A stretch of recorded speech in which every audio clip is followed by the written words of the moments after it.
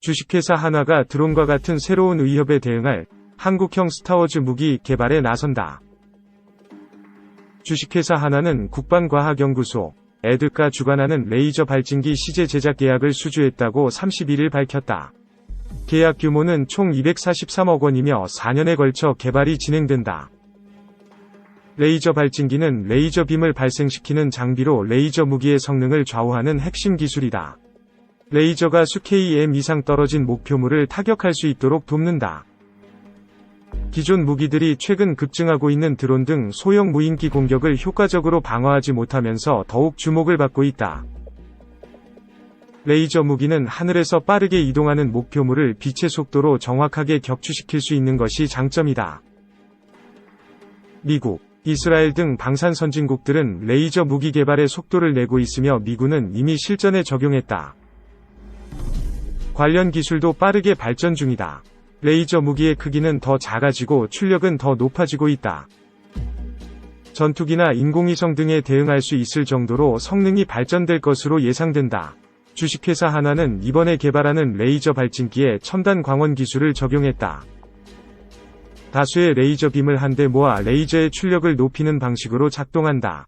주식회사 한화는 2019년 방위사업청 주관의 레이저 대공무기 체계 개발 사업을 국내 최초로 수주한 바 있다. 여기에 이번 사업까지 수주하면서 레이저 무기 분야 핵심 기술력을 다시 한번 입증하게 됐다.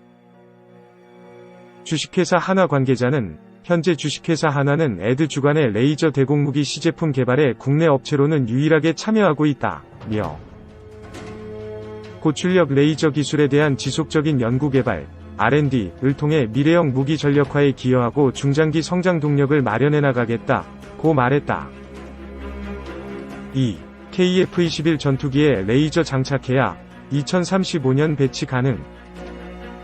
우리나라가 개발 중인 KF-21 보람의 전투기에 레이저 무기를 장착해야 한다는 의견이 제시됐다.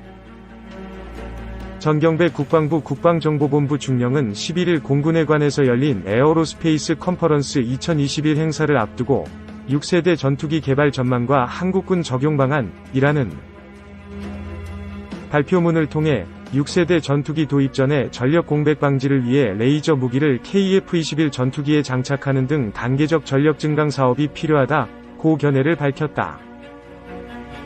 전중령은 6세대 전투기에 장착된 레이저 무기는 초속 30만 km 속도로 공격하므로 대응이 불가능하다. 또 중력 영향 없이 직진하므로 운동역학적 탄도 계산이 불필요하다. 며 수 km 밖 직경 10cm 표적을 요격하는 초정밀 타격이 가능하다. 대기 환경 조건에 영향을 받으므로 공중에서 운용하는 것이 유리하다고 설명했다. 그는 5세대 이하 전투기는 광속 특성을 갖는 레이저를 탑재한 6세대 전투기에는 적수가 되지 않는다. 며 6세대 전투기는 4.5세대 이하 전투기를 레이더 탐지 후 바로 격추할 수 있다고 소개했다. 전중령은 전투기에 장착한 레이저 무기가 적 대응에 도움이 될 것이라고 봤다. 그는 노출된 적 군사시설과 전투기를 레이저로 실시간으로 신속 파괴할 수 있다. 며 적 탄도탄이 발사된 경우 레이저를 이용해 상승 단계에서 요격할 수 있다고 설명했다. 전중령은 레이저 무기 장착을 위한 연구에 속도를 내야 한다고 밝혔다. 그는 레이저는 현재 국방과학연구소가 연구 중이라 현재는 레이저 기술 격차가 크지 않지만 지금 본격적으로 시작하지 않으면 상당한 기술 격차가 발생할 수 있다며 2028년 이후 전투기 탑재 레이저 무기 개발이 가능하고 2035년 이후 전력화가 가능하다고 말했다. 3. 국과연 고품질 광섬유 레이저 발생기술 개발 레이저 무기 전력화 한 발 다가가. 개발 중인 한국형 전투기 KF-21 과 해군 함정 등 다양한 플랫폼에 적용될 경우 한국군의 대공방어 능력이 한층 강화될 것으로 보인다. 국방과학연구소 에드는 25일 국내 최초로 파장 제어 빔 결합 기술을 통해 고품질 광섬유 레이저 발생 기술을 개발했다며 향후 레이저 대공무기 체계에 적용 가능한 레이저 출력 증대 기술을 국내 기술력으로 확보하는 데 성공했다고 밝혔다. 지난 2015년부터 2020년까지 5년간 방위사업청의 선도형 핵심 기술 사업을 통해 1kW급 레이저 모듈에 파장 제어 빔 결합 기술을 적용해 5개의 1kW급 광섬유 레이저를 하나의 5kW급 고품질 레이저로 구현하는 파장 제어 빔 결합 광섬유 레이저 기술을 확보했다는 게 에드위 설명이다. 파장 제어 빔 결합 기술은 각기 다른 파장을 가지는 다수의 레이저 광을 공기 중에서 굴절을 통해 다각도로 분산되는 것을 최소화하면서 직선 형태로 강한 세기를 갖고 뻗어나가는 하나의 빔으로 합치는 기술을 말한다. 에드가 개발한 기술은 레이저 무기체계의 탑재가 용이한 광섬유 레이저를 활용함으로써 소형 경량화한 것은 물론 취급 및 유지 보수에 유리하다는 평가를 받는다. 에드는 이를 무기체계로 개발할 경우 드론이나 미사일 등 적의 대공 위협을 방어하는 데 활용할 수 있다고 부연했다.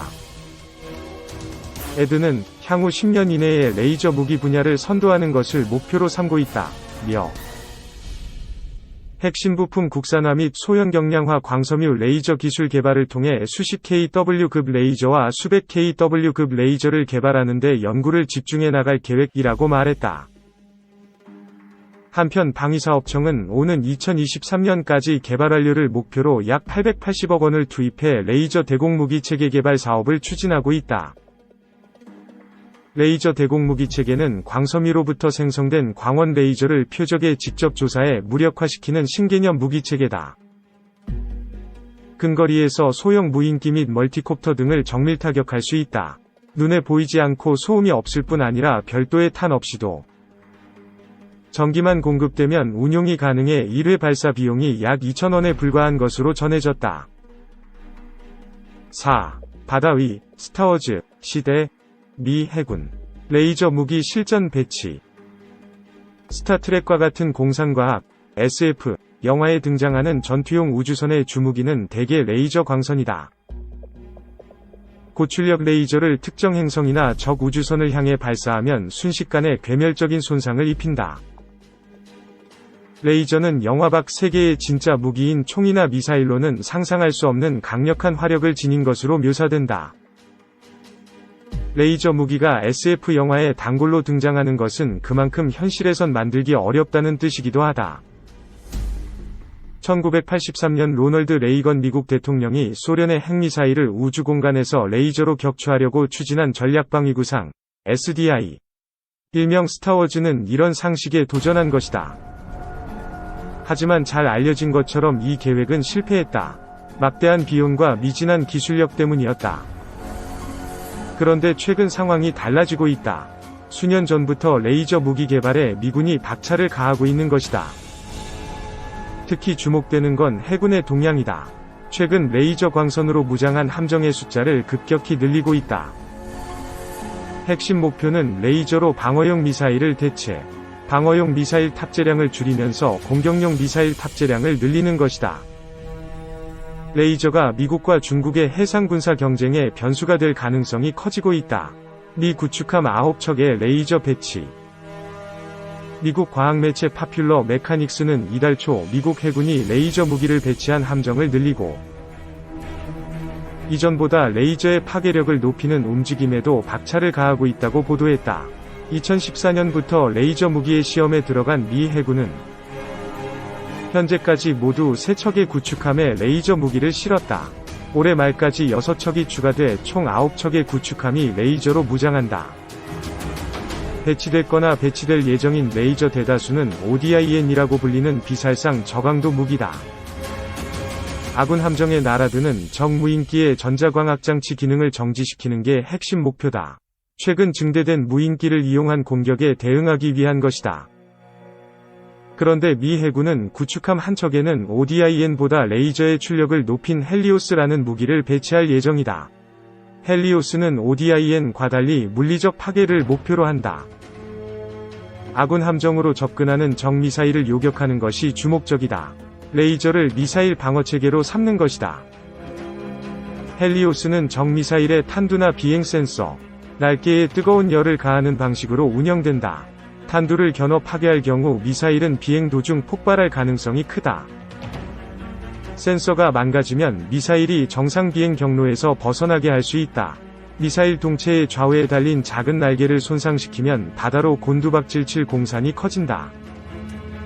파퓰러 메카닉스는 미 해군이 중국의 YJ-28E나 러시아의 스스 N-27 시즐러 같은 아음속 대함 미사일을 요격하는 데 레이저를 활용할 수 있을 것으로 기대하고 있다고 전했다.